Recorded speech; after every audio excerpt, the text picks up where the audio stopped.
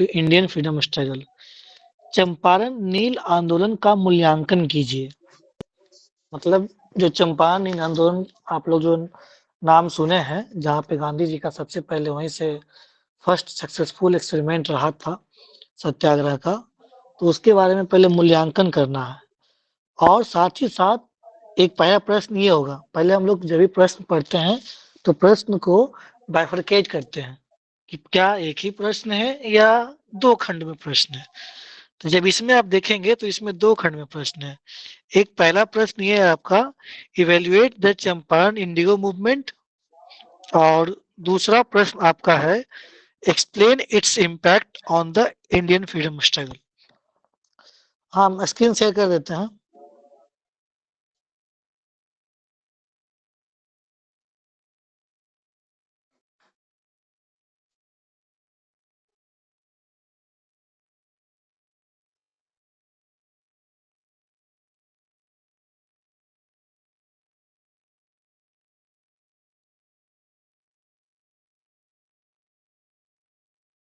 दिख रहा है ना सर?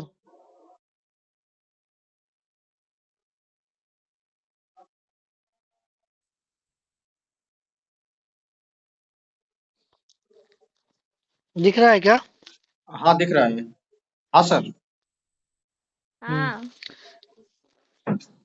देखिए इसमें दो प्रश्न है, evaluate the Champaran Indigo movement, तो चंपारण नील आंदोलन का मूल्यांकन करना है। और दूसरा प्रश्न है, इसका इम्पैक्ट भी बताना है कि भारतीय स्वतंत्रता संग्राम पे इसका क्या क्या प्रभाव रहा। देखिए एक तो पहला नंबर जो बेसिक हम लोग पढ़ते हैं कि चंपारण, हल्का से बेसिक बताना है, उसमें 19 नंबर का समझिए ये प्रश्न हुआ पहला। और दूसरा प्रश्न है कि क्या क्या इम्पैक्ट रहा। तो पहला जो 19 है उसमें आपको हल्का सा लेना है, उसका इंट्रोडक्शन हो जाएगा कि चंपारण इंडिगो मूवमेंट का क्या क्या इंट्रोडक्शन में क्या हुआ था। आप रिसेंट में चर्चा कर सकते हैं, जैसे कि इधर 1917 से अगर आप शुरू करेंगे तो लगभग 100 साल हो गया रिसेंटली 2017 में।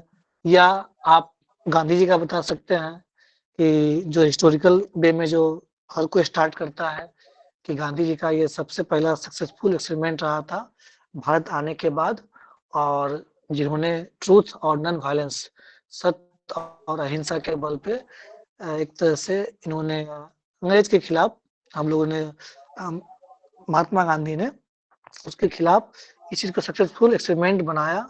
और इसके साथ साथ कैसे पहली बार openly, it was totally the open challenge, open against the British administration, क्योंकि इससे पहले पूरे इंडिया में कहीं भी ओपन हम लोग विरोध नहीं किए थे। और ये पहला सीख था कि हम लोगों ने खुला विरोध किया, और साथ ही साथ किसान का जो आंदोलन का एक व्यापक स्तर पे जो समस्याएं थी, चाहे वो लोकल स्तर पे हो या राष्ट्रीय स्तर पे हो, पहली बार जो किसान का समस्या का जो चैलेंजेस था, परेशानियां थी, वो परेशानियां पूरे राष्ट्रीय स्तर पे व्यापक रूप से सामने आई थी।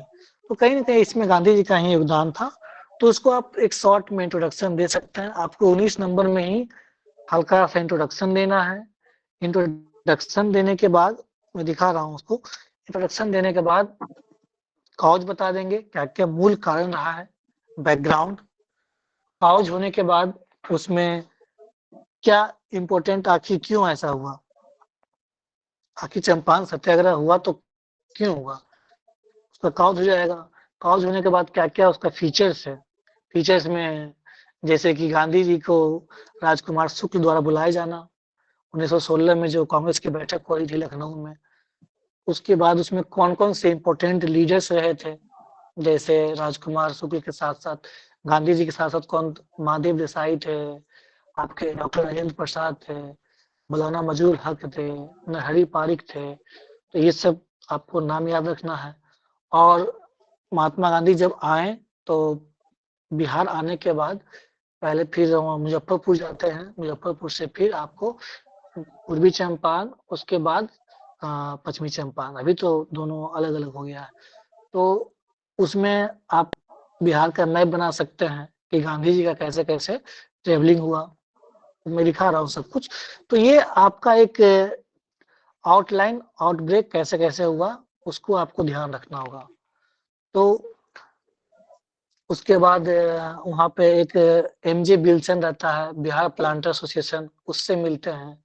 उससे मिलने के बाद वो प्रयास करते हैं कि जो समस्या है उनको रखा जाए, लेकिन वो उनके तरफ से कोई रिस्पॉन्स नहीं मिलता है। रिस्पॉन्स नहीं मिलता है, उसके बाद फिर वो अपने जो भी उनके सहयोगी थे, सहयोगी के साथ, ये आपका बेसिक कंसेप्ट है, ये क्रोनोलॉजी है चंपारण सत्याग्रह क्या क्या हुआ।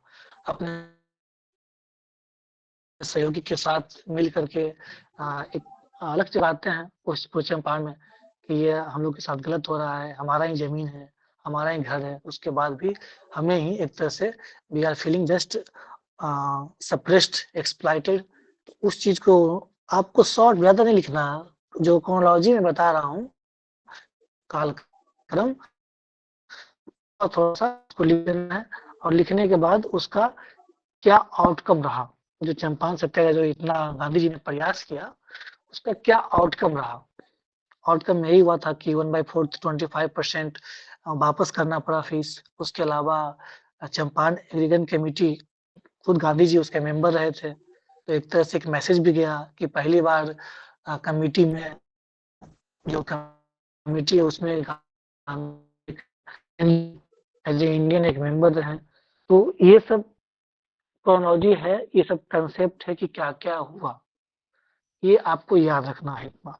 ये सब अगर पढ़े होंगे थोड़ा बहुत तो कुछ कुछ पता होगा, लेकिन इसी को और अच्छे से एक नोट्स बनाएंगे।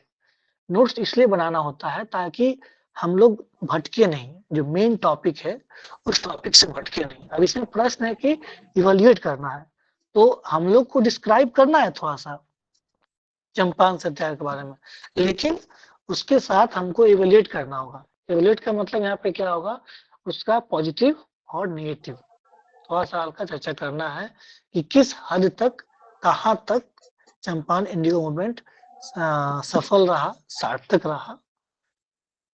ये चीज हमको जो चर्चा करना है, इसको हम दिखा रहे हैं।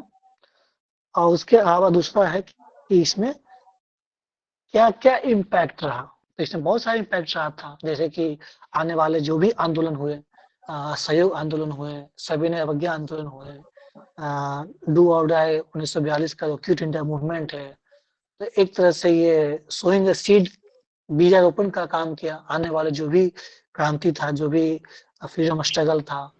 दूसरा था कि बहुत सारे लीडर्स व्यापक स्तर पे उभर करके आए, तो ये भी है। किन्हीं का माइक म्यूट शायद करवाए, स्पीकर पे है, वो म्यूट देख कर लो। लेंगे।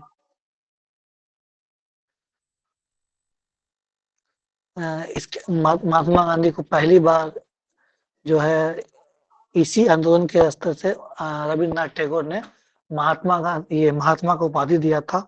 और भी है, तो मैं थोड़ा सा दिखाता हूँ नोट्स कैसे मतलब लिखना है।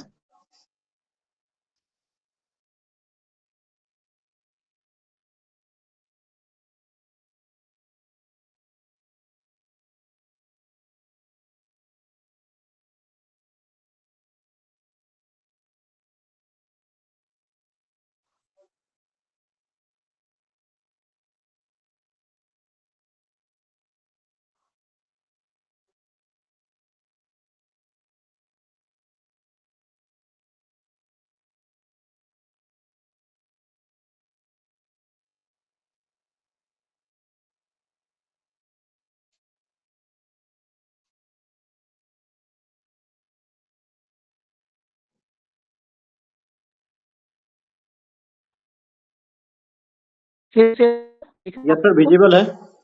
देखिए,